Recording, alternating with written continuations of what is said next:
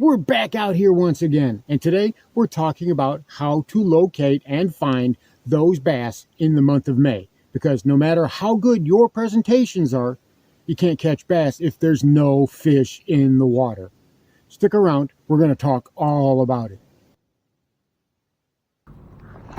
There we go, I got him. First cast.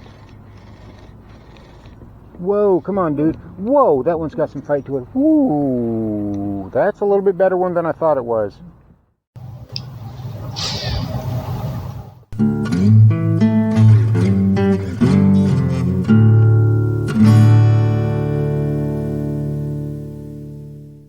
And here is this video's featured comment. Congratulations! If you would like to have a chance to have your comment featured in an upcoming video, all you've got to do is leave a comment. And now, on with the video. Welcome back to Lowbrow Fishing. And there's an old saying that goes, you can use the wrong bait in the right water and still catch piles of fish. But if you use the right bait in the wrong water, well, you're not catching anything. And that is so true. We as bass anglers often forget the number one rule of bass fishing is quite simply find the fish. Because it does not matter what you have tied on, whether it's your favorite square bill or spinner bait or a lipless crank or even a Waco rig dripping with stinky juice, the bass aren't going to bite it if they're not there. So rule number one is always find the bass. And in May, that presents some unique challenges as we are coming from the post-spawn into the summer pattern. Much of the country is now past the spawn and in various phases of the post-spawn heading into the summer pattern. We here in the Gulf South, South Mississippi, South Alabama, Panhandle of Florida, Louisiana, Texas, wherever, we are already in full summer mode. So those bass are definitely pulling out deeper. But you can exploit that because you know where they're going to go. You know where those bass want to be. Now, there's always a population of bass that want to stay up undercover, that will stay shallow, whether they're on a hydrilla flat, whether they're under flooded bush, whether they're relating to stumps in some backwater cove, that's fine. But there's also a huge population that's going to move out into deep water. And if you're a power fisherman, a lot of times those are the bass you want to target. Because if you're fishing shallow, that usually means you're dragging a worm or a jig or whatnot. And a lot of guys just don't like to fish that way. Me, I really like to. It's probably my preferred way to fish.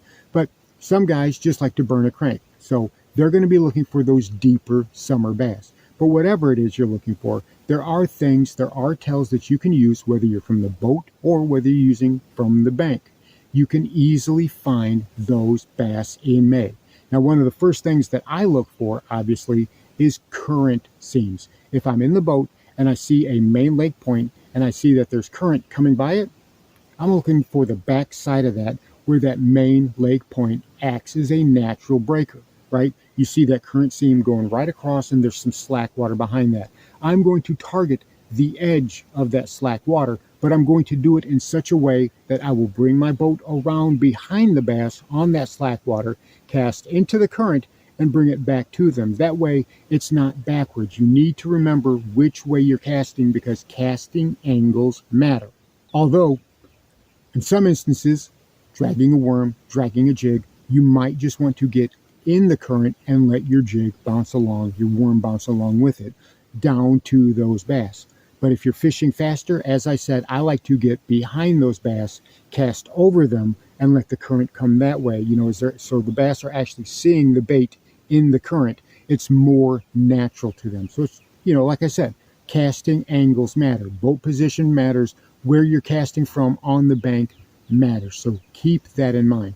Now, if you are a bank angler, one of the places that I'm especially looking for is a place where the current stops. Now, it may sound strange, but we all see it. We all instinctively know that. We see those areas of the lake where we've got debris all over the top of the water. There's dust, there's pollen, there's scum, there's vegetation, there's whatever has been placed in a little pocket, in a little cove, in a little corner, and it's just sitting there. Well, bass love those spots because that's where the panfish are, because that's where all the nutrients and food are. As we've talked about before, animals, fish, bass especially, are lazy because the less work they have to do to eat is the less work they have to do to survive. and that makes everything easy for them. So if they can just sit there where that scum is, where that debris is, and just feed to their heart's content, that makes everything so much easier. And a lot of times those places are very accessible from the bank. So if you're a bank angler, that is exactly the type of water that I'm looking for.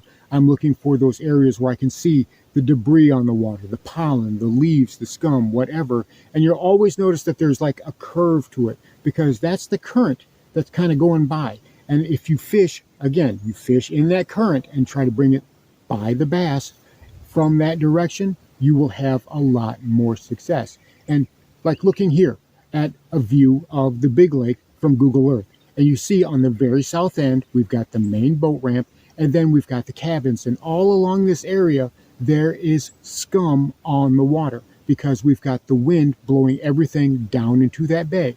But it doesn't just hit that bay and stop. No, it curves around, and as it does, it brings a whole bunch of nutrients, and it brings the bait fish out, which in turn brings the bluegill out, or whatever prey species that the bass are feeding on. So it makes things very accessible. And like I said, you can fish that easily from the bank. So what presentations am I using? Well, once I found those areas, the targeted areas that I'm looking for, first thing I'm doing is a search bait. And for me, most of the time, that's going to be a jerk bait, depending on what I'm seeing.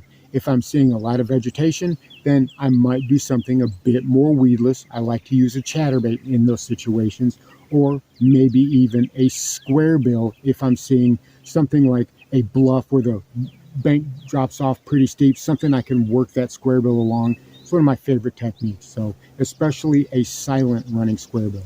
Now, if I see an area that's got some scum in it, if I can see that, well, I'm usually going to start off a little bit more slowly. That I will probably start working a jig, a wacky rig, a NACO rig, or even, yes, a Waco rig.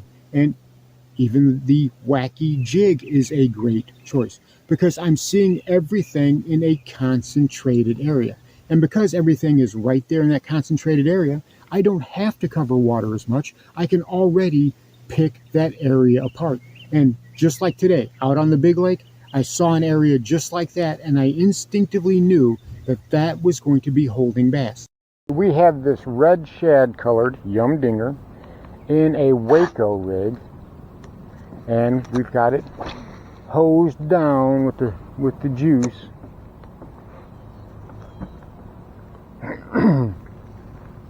This is one that we tried the other day that didn't have the scent in it, and I don't think we caught a single fish on this particular. There we go, I got him. First cast. Whoa, come on, dude. Whoa, that one's got some fight to it. Ooh, that's a little bit better one than I thought it was. That's a big fish. Whoa, come on, dude. That's a nice fish.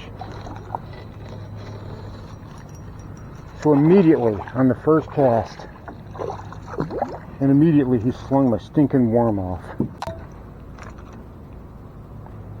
There you go. I'm telling you what, kids, that's where those bass are in May. It doesn't matter if I'm fishing a Waco rig. It doesn't matter if I'm fishing a jig. It doesn't matter what I'm fishing. That right there is a little bit better fish. Nice fish. Call it probably about 1.5 pounds. Very good. Thank you, buddy. Boom. And there he went. He swam that way. All right, let's go get another one. Now that was really great. Unfortunately, my trolling motor gave out on me. Yet again, that switch went out. So you guys, in the upcoming videos, you're probably going to see the cap off of my trolling motor again as I got a hot wire in there. But I paddled over to the other side of that little bay using, I always keep a paddle on that plastic boat for good reason. But after I got to the other side of that little bay, there was still some scum on the water. So I knew that current was going around like that before heading back north and going around another point. So right there at the boat ramp, I was able to get out of my little boat and I actually bank fished up and down, which was great because when I was on that boat dock, and now granted, It was pretty windy, but I was still using a Waco rig because, like I said, I knew where those bass were. I could get that line down in the water pretty quickly so the wind wasn't blowing it around, and I had the wind at my back. But I was able to catch another really nice bass on the first cast after I had tried, whenever I located that area.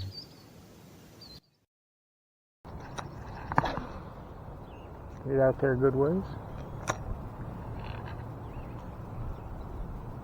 It's sinking really slowly.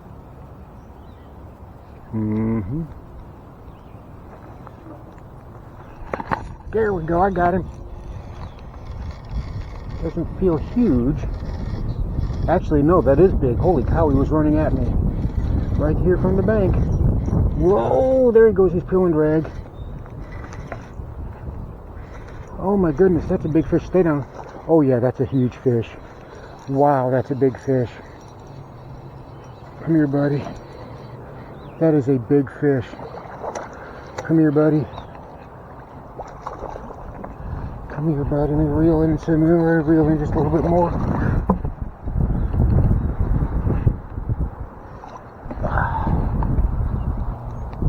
That is an awesome fish. That is an awesome, awesome fish. Waco rig getting it done from the bank. Can you believe that? I had a feeling those fish were back here in this little pocket, because this is essentially where the current ends. You want to go where that current ends. That's the result. There it is, right? You can find bass easily if you're paying attention to where they're going to be. Think about it. You know that in the summertime, those bass like to pull out deep. Well, they don't just magically happen to be there.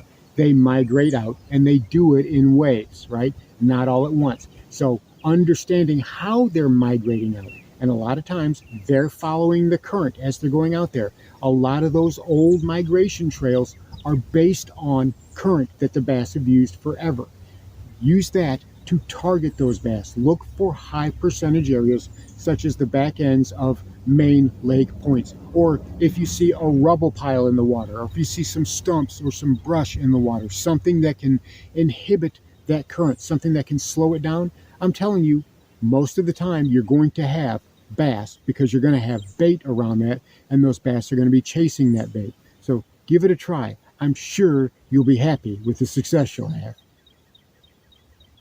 So there you have it. Some easy to do, quick tips about how to find those bass in the month of May in post-spawn conditions as we head into the summer. If those bass are heading out deep, just find the spots along the way where they like to set up. Look for places where current is depositing nutrients, especially if you're a bank angler. I'm telling you, those are going to be your high percentage places, and those are going to be the places you want to focus. Thanks for watching Lowbrow Fishing. We'll catch you in the next one.